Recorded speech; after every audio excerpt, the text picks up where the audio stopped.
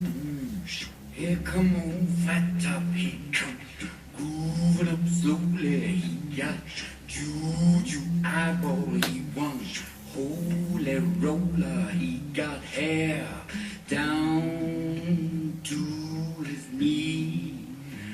Got to be a joker, he just do what he please.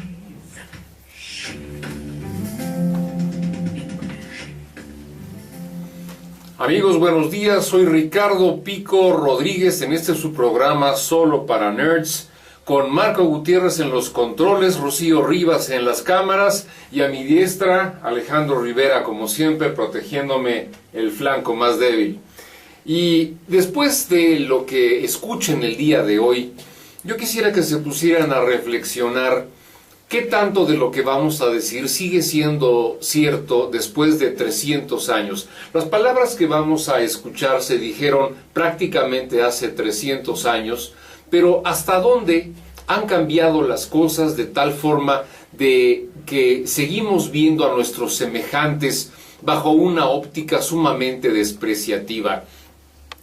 Qué lástima que esta óptica dicte las políticas, dicte los destinos de grandes proporciones de nuestros conciudadanos. Solo para Nerds presenta su amena sección Préstame tu voz, que soy difunto.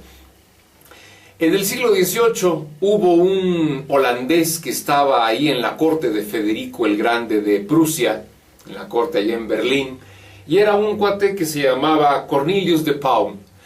Este hombre tenía la reputación de ser el mayor experto en asuntos de América que había en Europa.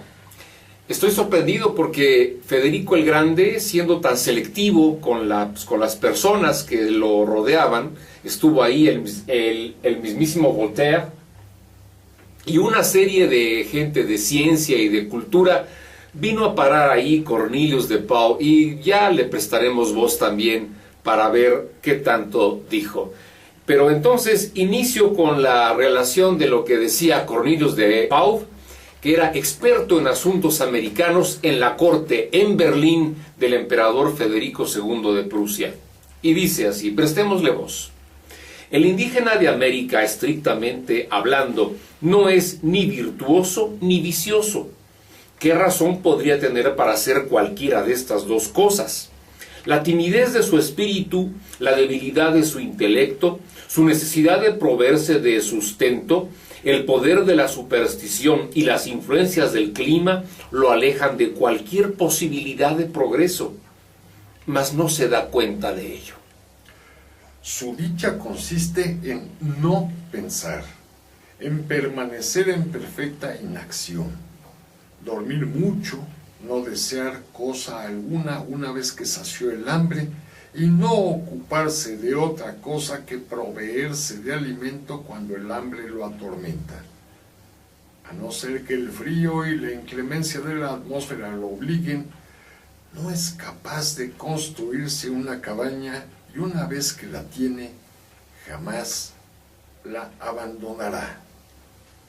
Continúa diciendo Cornelius de Paul. No existen gradientes en su forma de pensar. Vive en una infancia perpetua hasta la última hora de su vida. Dada su naturaleza lenta y torpe en extremo, es vengativo y en ello es particularmente atroz. Los europeos que pasan a América sufren una degeneración al igual que los animales, lo cual es prueba que el clima en nada favorece al mejoramiento ni del hombre ni de la bestia. Los criollos, descendientes de europeos que nacieron en América, aun cuando se eduquen en las universidades de México y Lima, jamás han producido un solo libro. En ninguna de estas lenguas autóctonas es posible contar por arriba de 3.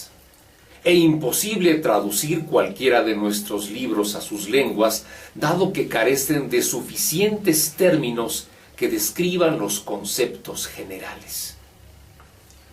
Ante tal sarta de disparates, el sacerdote jesuita clavijero reacciona y declara: Paul sin salir de su gabinete de Berlín, sabe las cosas de América mejor que los mismos americanos, y en el conocimiento de aquellas lenguas excede a los que las hablan.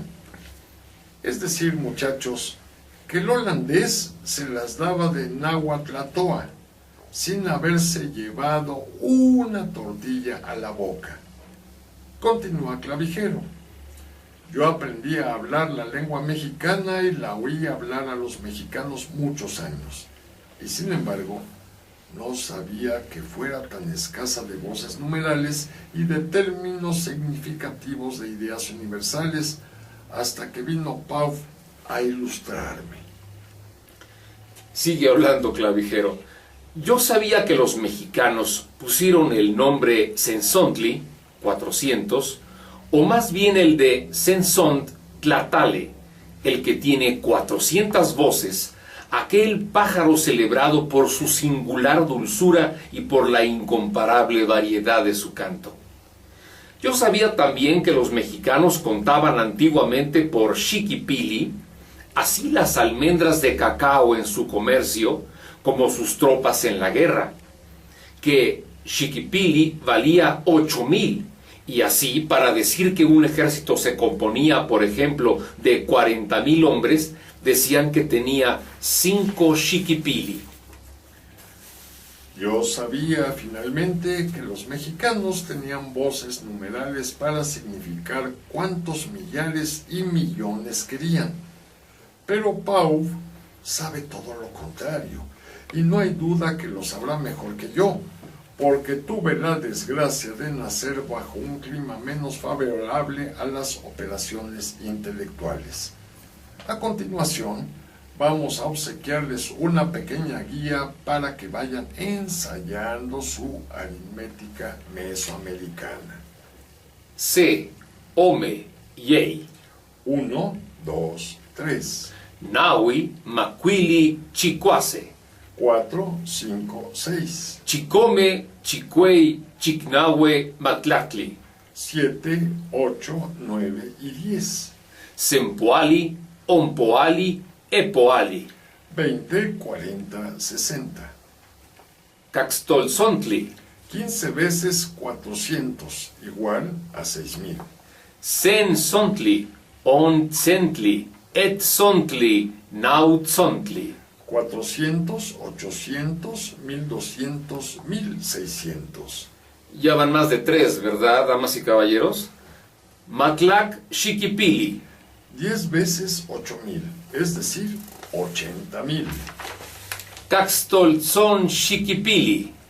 6,000 veces 8,000, es decir, 48 millones.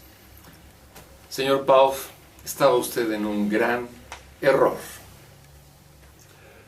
Los invito a seguir con atención la brillante defensa que hace Clavijero de las lenguas indígenas, esta vez en materia de riqueza semántica y de abstracción para describir el mundo de lo sagrado en la que tiene de intangible y elevado.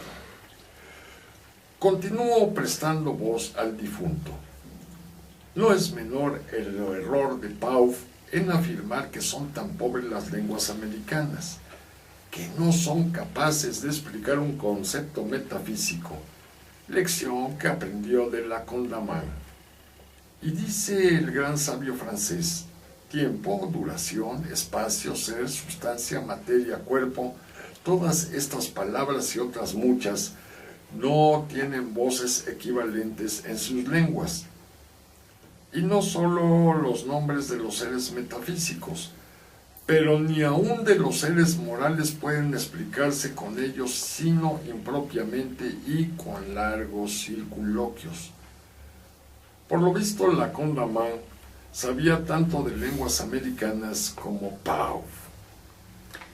Es verdad que los mexicanos no tenían voces para explicar los conceptos de la materia, sustancia, accidente y semejantes, pero es igualmente cierto que ninguna lengua de Asia o de Europa tenía tales voces antes de que los griegos comenzasen a adelgazar, abstraer sus ideas y crear nuevos términos para explicarlas. Los mexicanos antiguos porque no se ocupaban del estudio de la metafísica, son excusables por no haber inventado voces para explicar tales ideas. Pero no por esto es tan escasa su lengua en términos significativos de cosas metafísicas y morales, tal y como lo afirman el holandés y el francés. No es tan fácil encontrar una lengua más apta que la mexicana para tratar las materias de la metafísica. Lista de voces mexicanas que significan conceptos metafísicos y morales. Tlamantli, Celistli, Cualoti. Cosa, esencia, bondad. Neltilistli, Cetilistli, Ometilistli. Quien sepa decir tilistli ya lleva la mitad del camino andado. Verdad, unidad, cualidad. Teitilistli, Teotl, Teojotl. Trinidad, Dios, divinidad. Nejol nono salistli, Tlachtopaitalistli, Nejol tzotzonalistli. Reflexión, previsión, duda.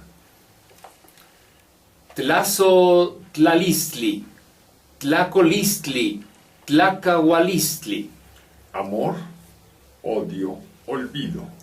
La excesiva abundancia de semejantes voces ha sido la causa de haberse expuesto sin gran dificultad en la lengua mexicana los más altos misterios de la religión cristiana y haberse traducido en ella algunos libros de la Sagrada Escritura, entre otros, los Proverbios de Salomón, los Sagrados Evangelios y hasta la Imitación de Cristo de Tomás Kempis. Cerramos esta sección con los últimos términos en lengua mexicana de esta transmisión para que Pau y la Condamán, donde quiera que estén, les quede perfectamente claro lo que a los sucesores de la antigua cultura mexicana tienen de sobra. Tolchicahualistli, Tlaixjejecolistli, Jolomachilistli.